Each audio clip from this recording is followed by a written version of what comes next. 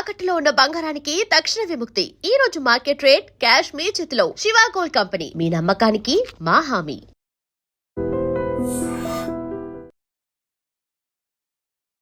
శ్రీ గురుభ్యో నమః. శ్రీమాత్రే నమః. అచింత్య వ్యక్తరూపాయ నిర్గుణాయ గుణాత్మనే సమస్త జగదాధారమూర్తయే బ్రహ్మణే నమః. శ్రీమాత్రే నమః. గ్రహణాలు వస్తున్నాయి. అయితే మొట్టమొదటిగా మనం తెలుసుకోవాల్సిన విషయం ఏంటంటే, చాలామంది మనల్ని కొంచెం ఏమారుస్తారు, పూర్తిగా జ్ఞానం లేనటువంటి వాళ్ళు. గ్రహణాలు ఎక్కడ ఏర్పడినా, ఈ భూప్రపంచంలో ఎక్కడ గ్రహణం పడినా దాని యొక్క ప్రభావము కనపడే చోట 100% ఉంటుంది, దాదాపుగా కొంచెం కనబడే చోట 50% ఉంటుంది, అసలు కనబడిన చోట 25% ఉంటుంది. గ్రహణం కనబడే చోట గ్రహణ నియమాలు వర్తిస్తాయి, కనపడని చోట గ్రహణ నియమాలు వర్తించవు. అంటే దేవాలయాలు మూసివేయడాలు, అదేవిధంగా ఇల్లు కడుక్కోవడాలు, ఇంకా దర్బలు వేయడము, ఏవైతే సాంప్రదాయ పద్ధతులు ఉన్నాయో గ్రహణం అప్పుడు అవి వర్తించవు. అయితే ప్రస్తుతము ఆగస్టు 12వ తారీఖు మఘా నక్షత్రంలో కేతుగ్రస్త సూర్యగ్రహణం జరగబోతుంది. ఇది మన భారతదేశంలో కనబడదు, భారతదేశంలో ఎవరికి కూడా నియమాలు వర్తించవు. అందరూ మీ రెగ్యులర్ పనులన్నీ కూడా చేసుకోవచ్చు, ఎలాంటి ఆహార నియమాలు ఏమీ అవసరం లేదు, అంత నార్మల్గానే ఉంటుంది. అయితే ఇది యూరోప్లో వేరే దేశాల్లో కనిపిస్తుంది కాబట్టి ఆ దేశంలో ఎవరైతే ఈ ఆచార విచారాలు పాటిస్తారో వాళ్ళ కోసం. కానీ ఒకటి బాగా గుర్తుపెట్టుకోండి, గ్రహణం వచ్చింది కదా అని ఆచార విచారాలు ఏర్పడ్డాయి. అంటే ఆచార విచారాలు చేసినంత మాత్రాన గ్రహణము ఎఫెక్ట్ ఏం పడదా అని అంటే 100% ఎఫెక్ట్ అందరికీ ఉంటుంది. ఎవరైతే ఆచార విచారాలు ఫాలో అవుతారో వాళ్ళకి గ్రహణం వల్ల జరిగేటువంటి నష్టాలు వాళ్ళకి రావు, అంటవు. అట్లాగే గ్రహణం వల్ల ఏవైతే బెనిఫిట్ రావాలో ఆచార విచారాలు పాటించేటువంటి వాళ్ళకి ఆ బెనిఫిట్స్ కూడా వస్తాయి.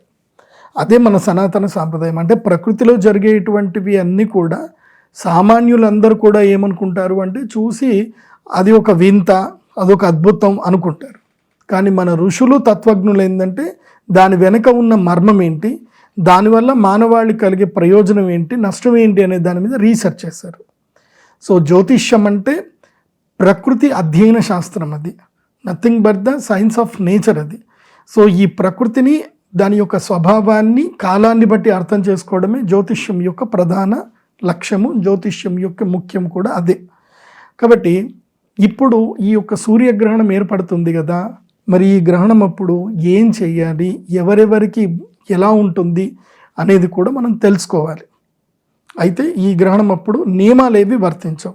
ఈ వీడియో ఎవరి కోసం అని అంటే, ఈ గ్రహణం వల్ల ఏ ఏ రాష్ట్రాల వారికి ఎలా ఉండబోతుందని తెలుసుకోవడము, రెండవది ఈ గ్రహణం వల్ల ఎలాంటి విపత్తులు రాబోతున్నాయి, ఈ గ్రహణం వల్ల ఎవరెవరికి బెనిఫిట్ రాబోతుంది, అట్లాగే ఈ గ్రహణం వల్ల ఎవరెవరికి ఏమేమి సిద్ధి పొందవచ్చు, అంటే మనం ఏదైతే మన జీవితంలో లేదో ఆ వెలతిని మనం ఫుల్ఫిల్ చేసుకోవచ్చు ఈ యొక్క పర్వకాలంలో.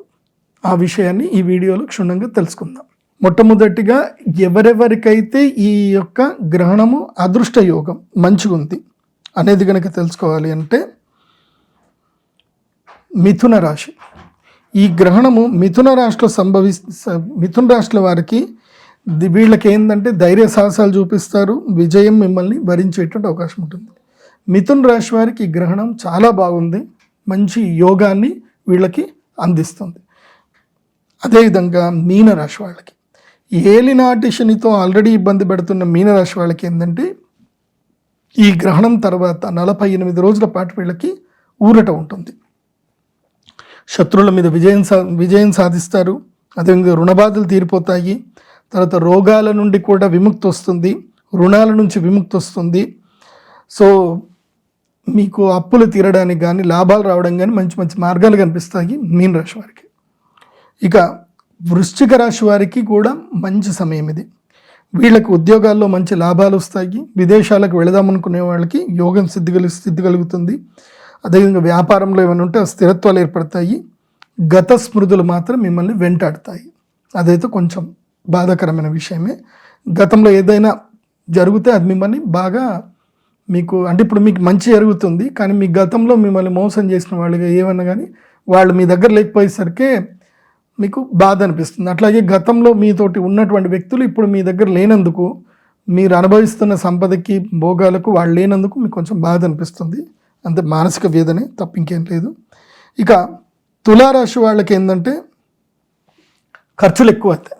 కాబట్టి తులారాశి వాళ్ళు ఏంటంటే ఇల్లు కొనుక్కోవడం చేయడము, తర్వాత ఏమైనా హౌసింగ్ లోన్స్ తీసుకోవడము అవన్నీ కూడా ఉంటాయి. తర్వాత కొత్త వస్తువులు కొనుక్కోవడం జరుగుతుంది. తర్వాత మెడికల్ బిల్లులు కట్టడము ఇవి కూడా కొన్ని ఉండేటువంటి అవకాశాలు ఉంటాయి.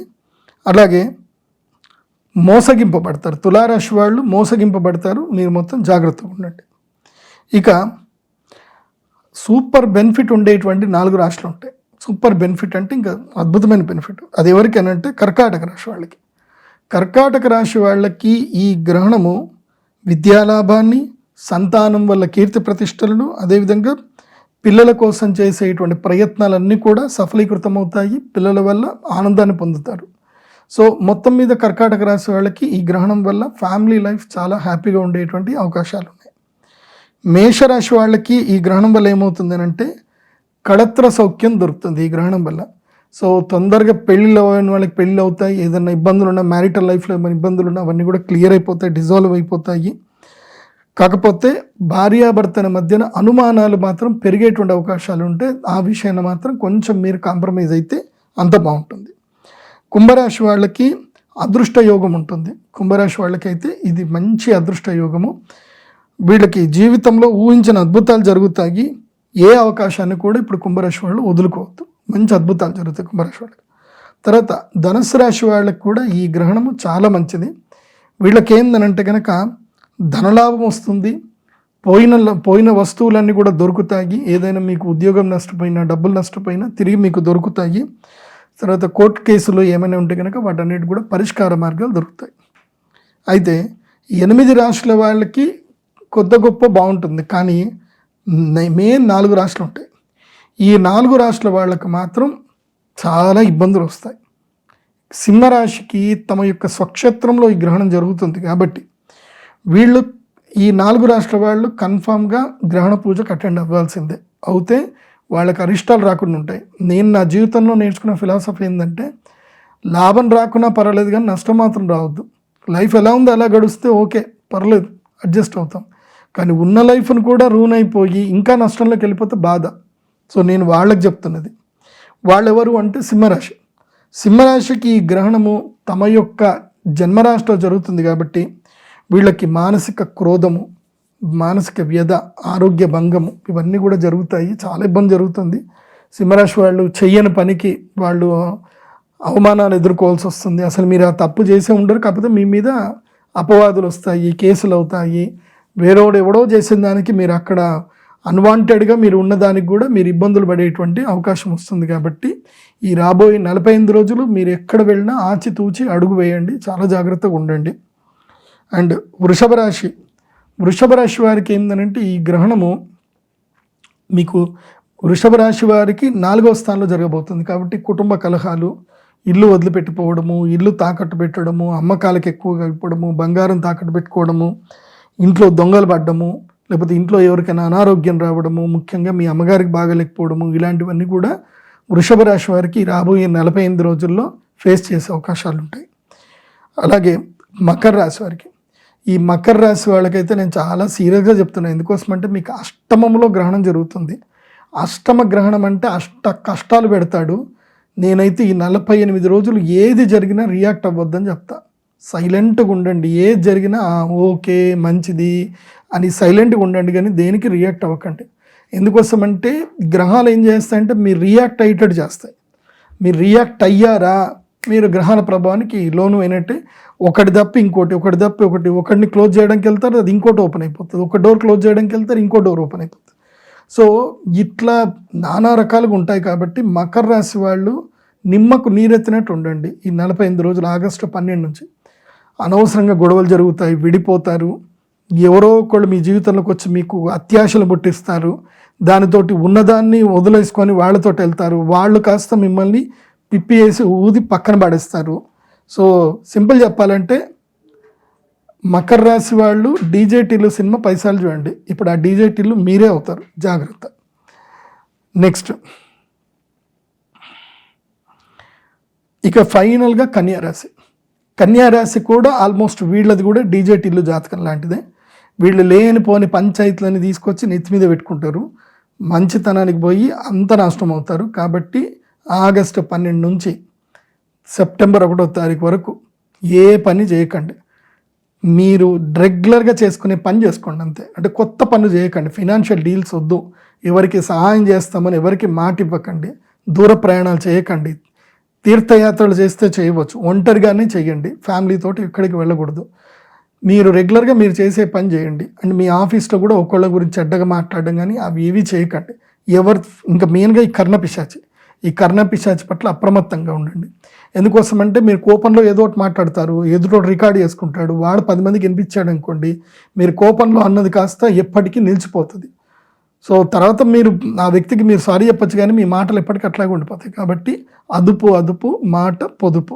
కన్యారాశి 8 రాశుల వాళ్ళకి మీరేం రాశిఫలాలు చూసినా చూడకపోయినా మంచిదే. ఎందుకోసం అంటే మంచి జరుగుతుందంటే మనకు తెలుసుకోవాల్సిన అవసరం లేదు, జరగాల్సిన మంచి జరుగుతూనే ఉంటుంది. కానీ చెడు జరగకుండా చూసుకోవాలి. ఆ చెడు జరిగేది ఏంటంటే సింహరాశి వారికి, వృషభ రాశి వారికి, మకర రాశి వారికి, కన్యారాశి వారికి, వీళ్ళకి చెడు జరగబోతుంది. కన్యారాశి వాళ్ళకి ఏవైనా ఉంటే ఫినాన్షియల్ డీల్స్ ఏమైనా ఉంటే అన్నీ పోస్ట్పోన్ చేసుకోండి ఆగస్టు 12 తర్వాత. దసరా వరకు ఏం చేయకండి, ప్రశాంతంగా ఉండండి. దసరా వరకు డబ్బులు ముట్టకండి, ట్రేడింగ్ చేయకండి, ఎక్కడ పెట్టుబడులు పెట్టకండి. ఎవరు ఏదైనా సరే నమస్కారం పెట్టండి, ప్రశాంతంగా నమస్కారం పెట్టి తర్వాత చూద్దామని చెప్పండి. బ్యాడ్ టైం దాటిన తర్వాత వచ్చిన వాడు గుడ్ పర్సన్ బ్యాడ్ పర్సన్ నీకు తర్వాత తెలిసిపోతుంది. బ్యాడ్ టైంలో ఒక బ్యాడ్ పర్సన్ వచ్చాడనుకో, నువ్వు చేసావు అనుకో, అయిపోతుంది. నువ్వు ఆ 2 months క్వైట్గా ఉన్నావు అనుకో, ఆ 2 months తర్వాత నీకు గుడ్ టైం స్టార్ట్ అయినప్పుడు ఈ వచ్చిన పర్సన్ బ్యాడ్ పర్సన్ క్లారిటీ అప్పుడు వస్తుంది, అప్పటిదాకా రాదు. అంతే.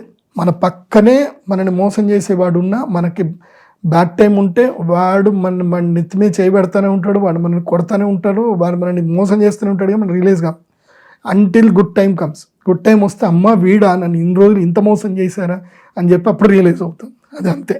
సో ఎవరో ఒకళ్ళు మంచి వాళ్ళు వచ్చి మనకు చెప్తే తప్ప మనకు తెలియదు. సో ఆ సిచ్యువేషన్ ఇప్పుడు కన్యా రాశి వాళ్ళకు ఉంది, అట్లాగే మకర రాశి వాళ్ళకు ఉంది. ప్రశాంతంగా ఉండండి, ఓపికగా ఉండండి. తర్వాత నేను చెప్పేది ఏంటంటే ఈ 4 రాశుల వాళ్ళు ఎవరైనా, ఈ 4 రాశుల్లో భార్యాభర్తలు ఉన్నారు. ఇప్పుడు వృషభం, మకరం, లేదా సింహం, మకరం, సింహం, వృషభం, సింహం, కన్య, ఇట్లా ఎవరైనా భార్యాభర్తలు ఉన్నారు అనుకోండి, ఈ 45 రోజులు ఒకళ్ళతో ఒకళ్ళు మాట్లాడుకోకండి, రియాక్ట్ అవ్వకండి. ఆ గురుగారు చెప్పారుగా, మన ఇద్దరికి టైం బాగలేదు, సో నేను ఇద్దరం గొడవ పెడతామని చెప్పి కనీసం కొన్ని రోజులు దూరం అయినా ఉండండి, లేదంటే దేనికి రియాక్ట్ అవ్వకండి.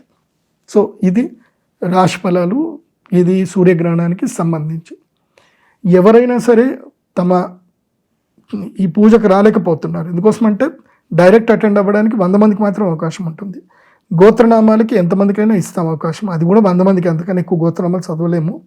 కాబట్టి మీరు date of birth, time, place మీరు చూసుకొని మా వెబ్సైట్లో ఆర్డర్ చేసుకుంటే మీకు హోరోస్కోప్ వస్తుంది. మీ జన్మ నక్షత్రం చెప్పాలి, మీ పేరు, మీ గోత్రం ఒక్కళ్ళది. అంటే ఇప్పుడు ఉదాహరణకి నీది సింహరాశి ఉంది, నీ పేరు, నీ గోత్రం, నీ జన్మనామం పేమెంట్ చేసేసేయండి. మీ పేరు మీద చదివి మీకు రావుకేతు లాకెట్ మీకు పంపించడం జరుగుతుంది. అట్లా మీరు పరిహారాలు చేసుకోండి. ఆన్లైన్ ద్వారా పరిహారాలు కూడా చేయించుకోవచ్చు. మీ గోత్రనామాలు అయితే చదువుతాం. సో ఇదండి గ్రహణానికి సంబంధించిన వివరణ.